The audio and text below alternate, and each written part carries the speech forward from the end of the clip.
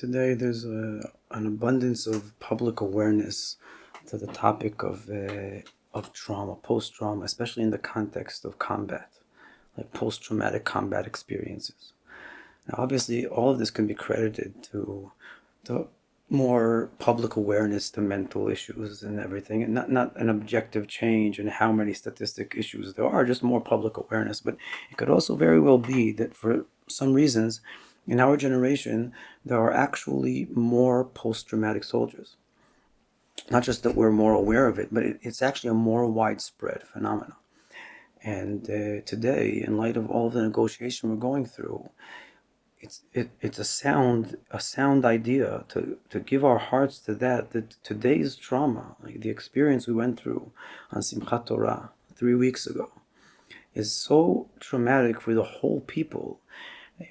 If we're more familiar with post-trauma that a soldier, a specific person is experiencing in the field and later goes on with it in life, we should be very acute, very sensitive that today the whole population is exposed and in the front line of exposure to these elements, to this risk of a traumatic reaction to what we're going through. So if that's the case, and it could very well be the case, then we should give our hearts to what is it that's causing, and obviously this is a very complicated and elaborate issue, and we're not aspiring to understand everything, but to make a certain point to consider in our approach to this entire topic, especially since it's relevant to everyone today. It's not just somebody in the clinic with a psychologist. It's relevant to every single person in Israel, every single Jew of the world, anybody who feels that this is happening to him, because it's all our family. So this is very near to everybody today.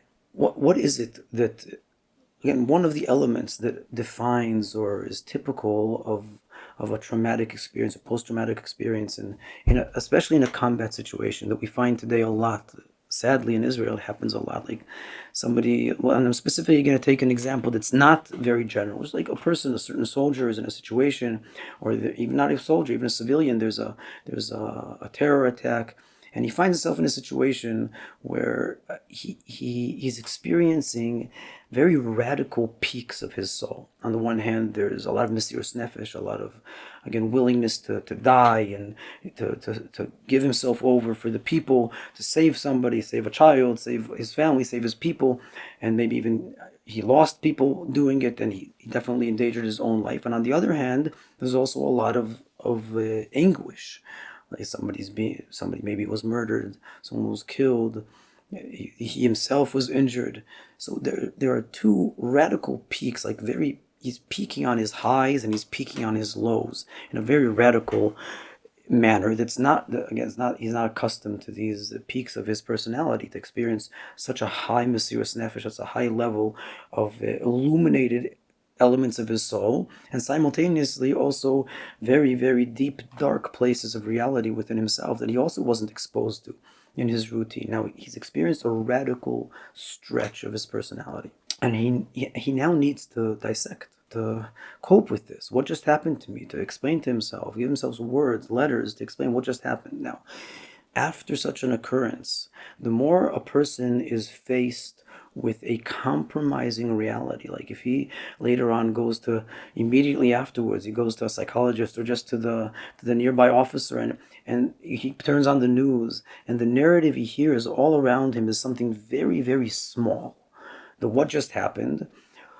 A certain individual had a bad day at work, so he went out to stab someone. Instead, this soldier experienced the peaks of reality, like the combat, the war between good and evil, between Kedusha and Tumah, Kadosh Baruch Hu, the Jewish people, and those who are up against us. And if the narrative he hears around him, surrounding him, demands him to fold all of his experiences into a much, much smaller gray area.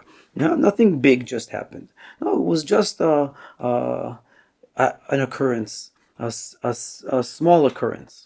So that forcefulness, that need to take a very, very large experience and need to fold it into a very small, impotent explanation leaves a person like alone with his need to carry and process what he went through is very, very difficult. And in the end, it definitely serves or donates its part in a person's inability to cope with what he went through.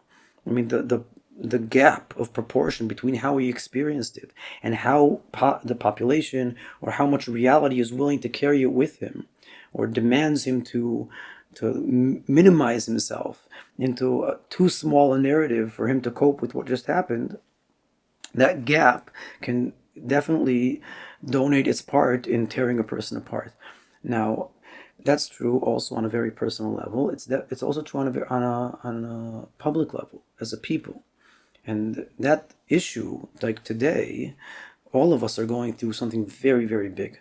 And there are, again, also here, very large peaking. So there's a lot of mesirus nefesh that we're exposed to, also within ourselves, willingness to sacrifice ourselves and our friends and our families and our loved ones are going out to the field to fight for what we experience. That willingness is expressing a very holy and illuminated place within our soul that in routine we're not exposed to. And also we're exposed to the deepest, darkest evil of reality, which is opposing us.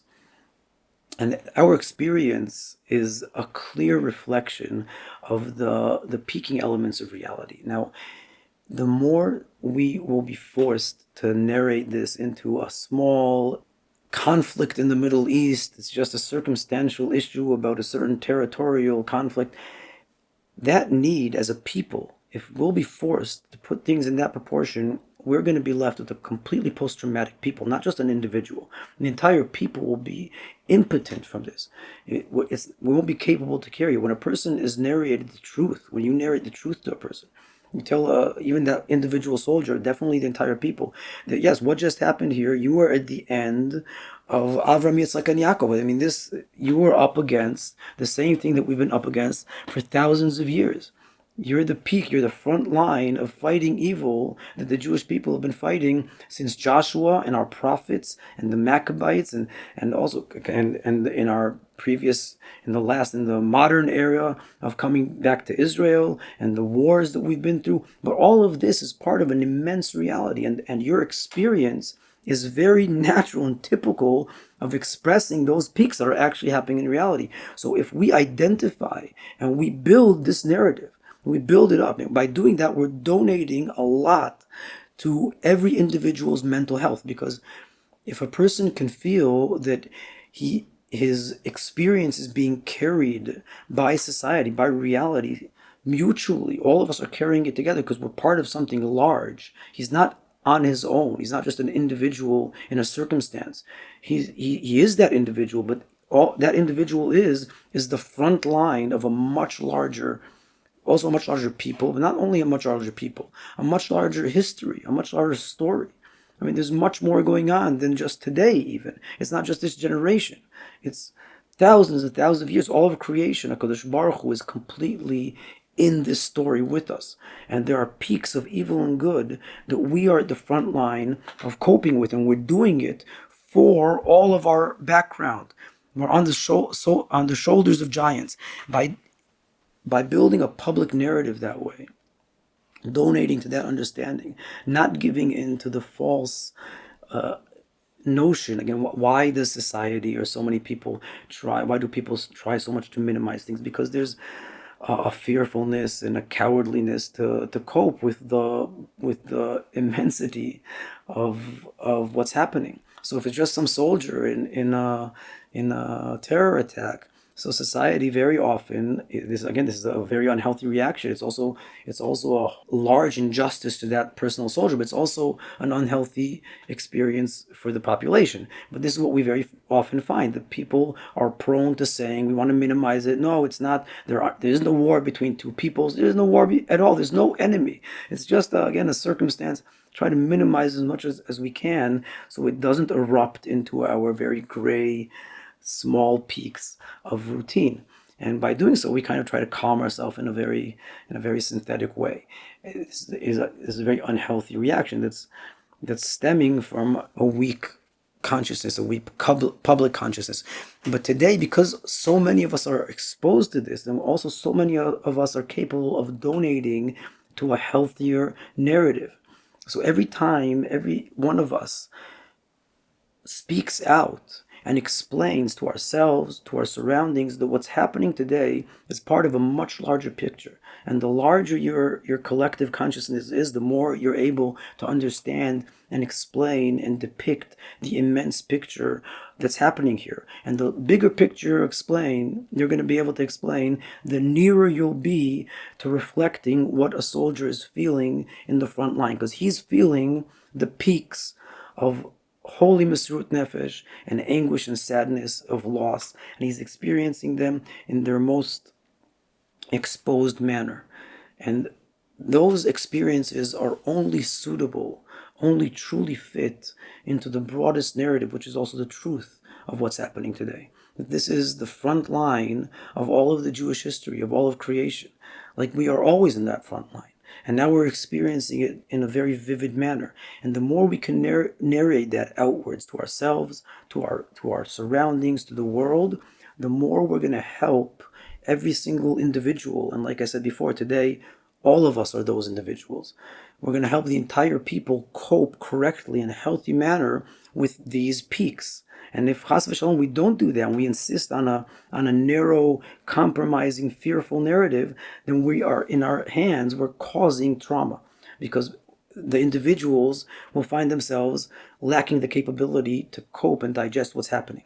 So we need to donate our part to this effort by saying the truth, by speaking up the truth of what this narrative is.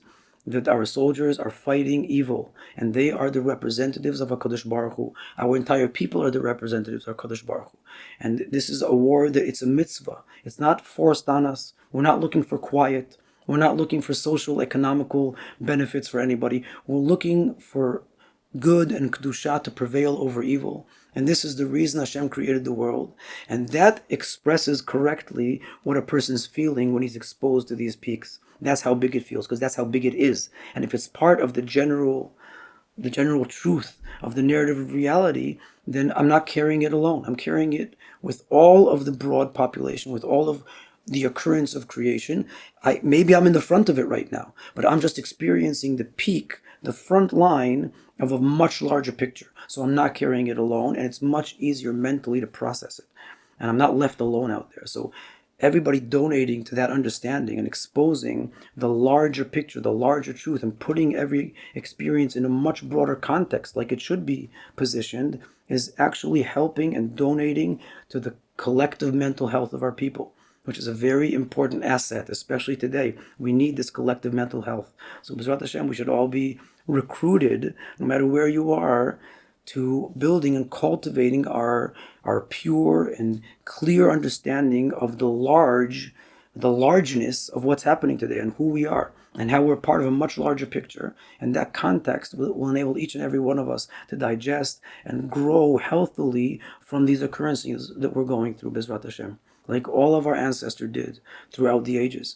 And we've been through a lot, and every time the Jewish people knew to put everything in context and grow and process. We're not a post-traumatic people.